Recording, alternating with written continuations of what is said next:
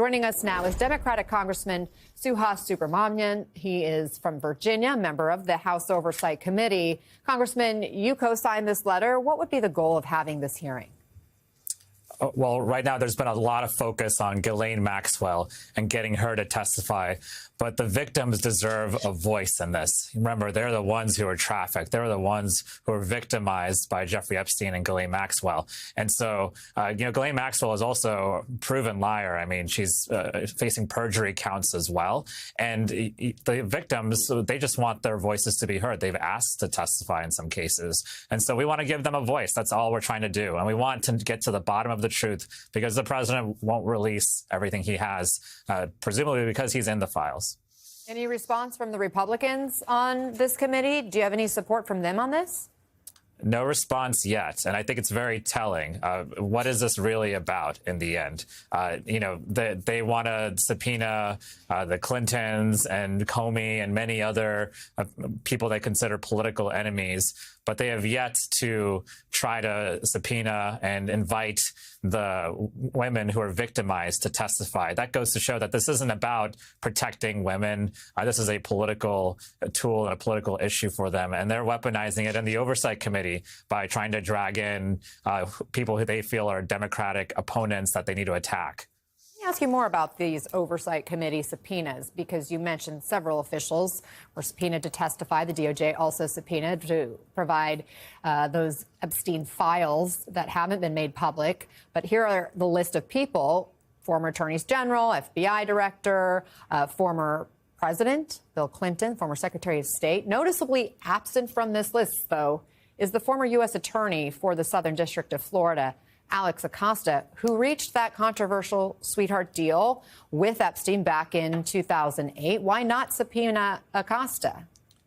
Because this isn't really about getting to the bottom of the truth. This is about using the Oversight Committee to, one, protect the president, and two, as a political tool to try to attack political opponents. And in this case, the president has been told that he's in the Epstein files. And so they don't want people to come before the committee and tell the truth and talk about the president's involvement. I think the victims may, which is why they're probably going to be hesitant to invite the victims. I think there's other folks who may know more information. But in the end, we're just seeking the truth. And really what this is about is the fact that these women were trafficked. And I've got two daughters, and I'll just tell you that it's a parent's worst nightmare to have their daughters victimized and sexually assaulted and raped. And so they're giving Ghislaine Maxwell a voice, but they're not agreeing to give the victims a voice. I think that's a serious problem here. Did you and other members of this Oversight Committee suggest we need to subpoena Alex Acosta, and were you turned down?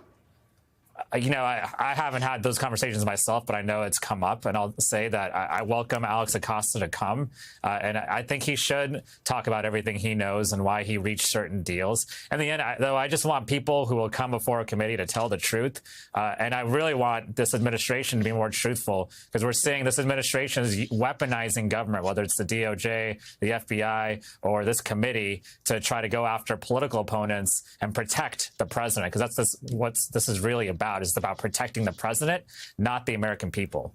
Congressman, switching gears, yesterday we learned of several FBI officials being ousted from their roles, including a former acting director of the FBI, Brian Driscoll, who we know was involved in the January 6th investigations and pushed back when he was asked to provide a list of everybody who was involved in those investigations. Another official, a former Marine, had just lost his wife to pancreatic cancer last month. What's your reaction to this purging of top FBI officials? Again, it's the same pattern. The president's trying to make the DOJ and the FBI his own personal law firm to protect himself and his own interests. And when someone stands up and says this isn't what's good for the American people, or when they stand up and say this is against the law, the president will simply fire them. And he's done that all across government, right? Whether it's firing the person who put out the job numbers because he didn't like the job numbers, or in this case, because he went after someone wouldn't go after his political enemies and use taxpayer money to go after political opponents. Whatever the case is, this president is all about protecting himself and not standing up for the American people. Congressman Suhas Subramanian, thank you very much for taking the time. Appreciate it.